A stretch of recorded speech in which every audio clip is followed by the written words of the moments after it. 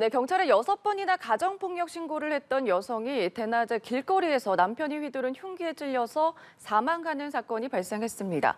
살인 혐의를 받는 남편을 오늘 구속이 됐고요. 자세한 내용 최단비 변호사와 짚어보겠습니다. 네, 어서 오십시오. 안녕하세요.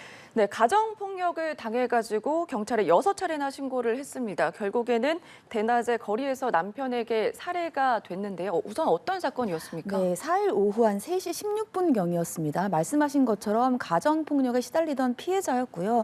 6차례나 경찰에 신고를 했습니다만 결국은 보호를 받지 못하고 대낮에 길거리에서 남편으로부터 살해를 당했습니다. 네. 해당 당시에 이 비명 소리를 들은 여러 사람들이 이 부분에 대해서 신고를 하면서 이 아내를 경찰에 신고한 상황이고요. 결국은 경찰이 출동했음에도 불구하고 아내는 사망한 사건입니다. 네, 피해자는 한 달 동안 무려 6번이나 경찰에 신고를 했습니다. 그리고 경찰은 신고 후에 부부를 이제 분리 조치를 했는데도 이런 일이 벌어진 거잖아요. 왜 그런 건가요? 일단 경찰 자체는 바로 첫 신고 접수 후에 부부 분리 조치를 시행을 했어요. 예. 그러니까 분리 조치에서 끝난 것이 아니고 분리 조치 이후에 피해자 보호 명령도 승인이 됐습니다. 네. 이 피해자 보호 명령 같은 경우에는 다들 아시다시피 100m 이내에 이러한 피해자에게 접근을 못하게 한다거나 아니면은 통신, 전화 같은 것들을 못하게 하는 것인데 이런 것도 다 됐음에도 불구하고 아내에게 결국은 가정폭력 6차례 시도 그리고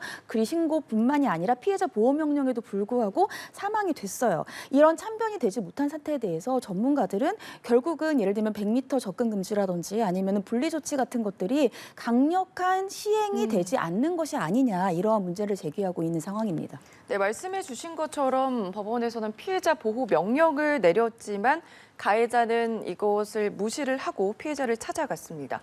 피해자 보호 명령에 대해서 조금 더 살펴보면은 이것을 위반할 경우에는 어떻게 되는 거죠? 이게 이제 사실은 이 추석 연휴가 끼어 있었고요. 19일 정도의 피해자 보호 명령이 내려졌습니다. 네. 그럼에도 불구하고 이 남편 같은 경우에는 이 피해자 보호 명령을 무시하고 아내의 가게로 또 찾아갔어요. 그러면 피해자 보호 명령이라고 하는 것이 100m 이내의 피해자에게는 접근을 못하도록 하는 것인데 그러면 과연 접근을 이렇게 무시하고 한다면 어떤 절차가 내려지느냐? 첫 번째로 내려지는 것들은 벌금 같은 것이 있습니다. 그래서 간접강제라고 하는데 네. 벌금 등을 통해서 더 이상은 피해자에게 다가가지 않도록 하는 것인데 이게 사실은 고의적으로 이러한 법적인 판단을 대해서 위반한 사람들에게는 실효적인 것이 없죠. 그래서 법적인 실효성이 없는 것이 아니냐라고 내려지고 있고요. 네. 외국 같은 경우에는 좀 더 강하게 이제 피해자에게 100m 접근을 못하도록 하는 경우들이 있지만 현재 우리나라에서는 법이 강하게 바뀌고 있긴 하지만 아직까지도 실효성이 적은 것이 아니냐는 얘기들이 나오고 있는 상황입니다. 네. 이번에 이제 스토킹 범죄와 관련해서도 비슷한 양상이 아닌가 그런 생각이 들거든요. 우선 가장 중요한 게 가해자랑 피해자의 분리 조치고요. 그리고 피해자 보호 명령을 내렸는데도 참변이 일어난 거잖아요. 이번 사건처럼 보호명령 제도만으로는 피해자를 보호할 수가 없다 이런 얘기가 계속 나오고 있는데 변호사님은 어떻게 생각하세요? 이게 이제 가정폭력의 특징이라고 할 수 있어요. 그러니까 우리가 가정폭력 아니면 데이트폭력 이런 얘기들을 많이 하는데 네. 이 가정폭력이라든지 데이트폭력은 개인적인 정보를 서로 공유하는 사이입니다. 그래서 아내들이 아무리 남편에게 피해자 보호명령, 100m 접근, 통신 접근 금지 이런 것들을 받는다 하더라도 어디에서 일하는지를 알 수가 있어요. 네. 그리고 이혼을 한다고 하더라도 아이들이 같이 있기 때문에 아이를 통해서 또 전 아내에게 연락을 하는 경우들이 많습니다. 실제로 예전 판례들 같은 경우에는 남편이 피해자 보호 명령에 대해서 신청을 받고 접근을 하지 못하도록 했음에도 불구하고 아이와는 연락을 할 수가 있잖아요, 우리가. 네. 그래서 아이와 연락을 하면서 아내가 어디에 사는지를 알아내고 그 아내에게 가서 흉기로 위협하고 이런 사건들이 굉장히 많아요. 그래서 가정폭력의 특징들 아니면 데이트폭력의 특징들을 좀 더 엄격하게 생각을 해서 예를 들면 강제적인 우리가 접근이라고 하는데 강제적으로 이렇게 벌금 같은 경우로 인해서 아내에게 더 이상 못 가게 하는 경우들이 아니라 실질적으로 아내에게 접근을 위반해서 한다고 하면 바로 강력한 조치들을 취할 수 있는 이런 방안들이 마련되어 가서 보입니다. 네, 경찰 관계자 얘기에 따르면은 이 피의자한테 스마트워치를 지급을 했는데도 범행 당일에는 착용하지 않았다고 하거든요. 그러면서 근접 경호가 필요한데 현실적으로 24시간 옆에 붙어 있기는 어려운 실정이다 이런 얘기도 했습니다. 이렇게 네. 봤을 때 결국에는 스마트워치 실효성에 대한 문제점도 계속 드러나고 있는 거죠. 사실은 스마트워치 같은 경우에는 실효성 얘기가 굉장히 나오고 있죠. 네. 이날 같은 경우에도 피해자 같은 경우에는 업무상 직업이 계속해서 물을 만지는 직업이기 때문에 시계를 계속해서 착용하고 있기가 어려웠던 상황이라 스마트워치 착용하지 못하고 있다고 했습니다. 네. 근데 과연 우리가 예를 들면 스마트워치를 착용했다라고 해서 이러한 사건을 면할 수 있었을까도 생각을 해봐야 돼요. 이 스마트워치 같은 경우에는 최근에는 경찰이 굉장히 스마트워치가 알람이 울리면 빠른 시간 내에 출동을 하고 있습니다. 그럼에도 불구하고 만약에 예를 들면은 가해자들이 고의를 가지고 피해자에게 접근한다고 하면 경찰을 출동한 시간보다도 이런 피해자들의 위협에 빠지는 시간이 훨씬 더 빠를 수밖에 없거든요. 그래서 항상 이제 전문가들은 예방적인 차원의 어떤 조치가 필요하다는 얘기를 합니다. 그래서 네. 스마트워치 같은 경우는 위험이 발생을 하면 사후적인 조치가 발생하는 것이고 이전에 예방적인 조치, 예를 들면은 좀 더 강력한 조치로서 가해자들이 접근을 못하게 한다든지 아니면 가해자들 같은 경우에는 아예 접근할 수 없는 방안을 마련한다든지 이런 것들의 예방적인 조치가 필요하다라는 전문가들의 조언이 많습니다. 네, 그리고 피의자 신문 조사에서 이 피의자는 죄송하다, 계획적이지는 않았다 이렇게 얘기를 했거든요. 근데 결국 구속이 됐고요. 향후에 처벌 수위는 어떻습니까, 그럼? 일단 아내가 이제 사망을 했죠. 사망을 했기 때문에 본인은 계획적이지 않았다고 주장을 할 수 있을지 몰라도 살인죄는 벗어날 수가 없습니다. 그래서 살인 같은 경우에는 7년 이상의 징역이 되고요.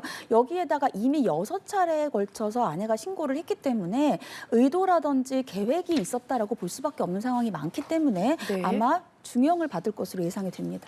알겠습니다. 다음 내용도 한번 짚어보겠습니다.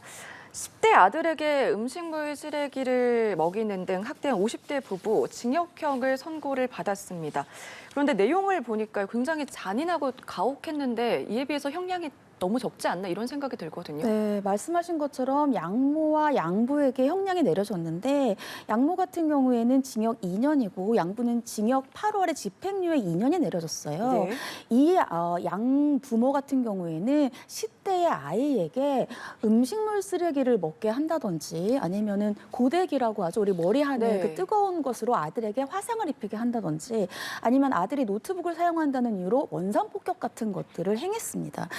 굉장히 아동에게 학대를 정신적, 물리적으로 했고요. 그럼에도 불구하고 징역 2년 그리고 양부에게는 집행유예가 나와서 야, 형량이 너무 낮은 것이 아니냐 이런 얘기가 나오고 있는 상황입니다. 네, 10살밖에 되지 않은 아이에게 어떻게 그렇게 가혹하게 했나 그런 생각이 들 정도인데 이 부부는 우선은 아이가 만 1살 때 입양을 했고요.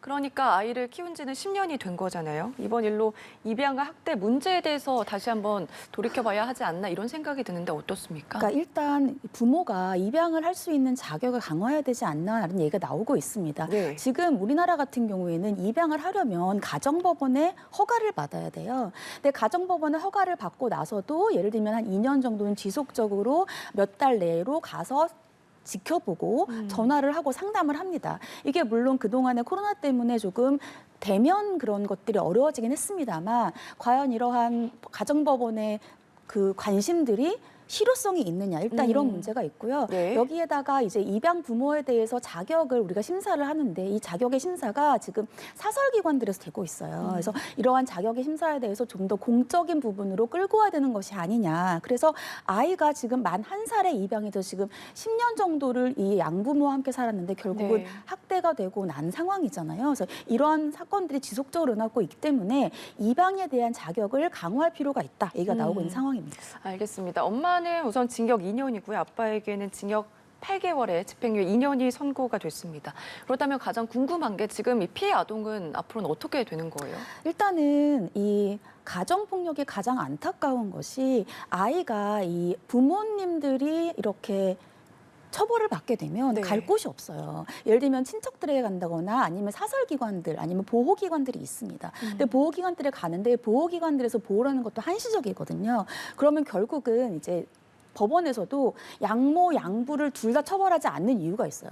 양모, 양부는 집행유예잖아요. 둘 중에 하나는 나와 있어야 아이를 보호할 수 있지 않나라는 생각을 하는 경우들이 많습니다. 그리고 나온다 하더라도 결국은 아이가 또 부모님과 만날 수밖에 없는 상황이기 때문에 그 국가 쪽에서 아이를 키워주는 것이 사실 가장 중요하지만 네. 그게 또 쉽지 않은 경우들이 많아요. 그래서 결국은 이러한 아동학대 같은 경우에는 국가적인 차원에서 시스템적으로 아이를 키울 수 있는 어떠한 시설기관을 좀 늘린다거나 이러한 필요한데 아직까지는 충분하지는 않은 상황입니다. 이번 사건만 보더라도 굉장히 가혹하고 잔인한데 형량도 변호사님이 보시기에도 굉장히 적다 이렇게 말씀을 해주셨습니다. 그렇다면 형량을 좀 높이면은 대책이 좀 될까요?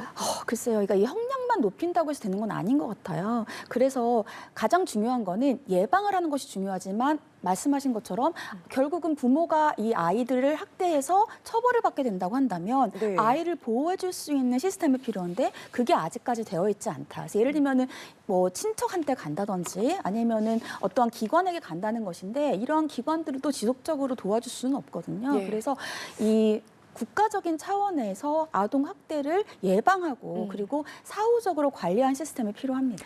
알겠습니다. 다음 사건도 한번 짚어보겠습니다. 주당 500원에 매입한 비상장 주식을 60배를 뻥튀기 해서 3만 원에 판매를 한 대학생 사기 조직 일당이 구속이 됐는데요. 우선은 어떤 내용입니까? 일단 금융투자 팀장이다. 이렇게 본인이 전문가라고 거짓말을 합니다. 네. 거짓말하면서 지금은 비상장 주식인데 이것이 상장이 됐다라고 하면서 이 500원에 매입한 비상장 주식을 60배를 뻥튀기해서 3만 원에 판매를 한 겁니다. 그래서 결국은 거의 2억 8천만 원 정도의 사기를 편취를 한 것인데요. 이 대학생들이 가담을 했고 대학생들은 전혀 이런 금융과 관련된 전문가는 아닌 것으로 밝혀졌습니다. 네, 적용된 혐의도 궁금한데 우선 이들 조직 30대 주모자 1명 그리고 20대 초반 대학생 7명으로 구성이 됐습니다. 이 중에 6명은 구속이 된 상태고요.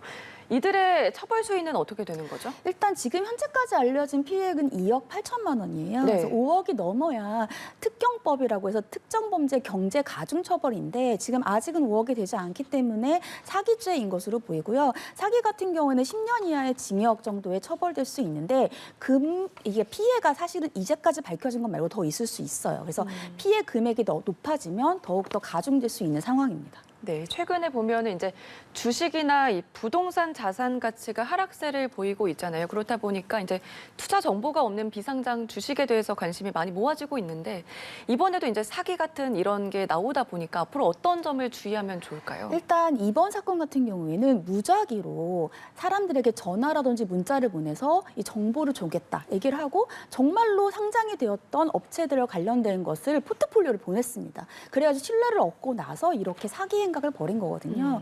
그런데 이 일반적인 금융업체들 같은 경우에는 다 등록이 되어 있는 업체들이에요. 그래서 네. 금융당국에서는 등록된 업체인지를 확인을 해야 되고 만약에 등록된 업체가 아닌 경우 특히 공인 투자자문업체가 아닌 경우에는 이러한 사기와 관련된 행각이 많을 수 있기 때문에 의심을 해야 된다 이렇게 얘기하고 있는 상황입니다. 네, 알겠습니다. 오늘 여기까지 들어보겠습니다. 지금까지 최단비 변호사와 함께했습니다. 고맙습니다.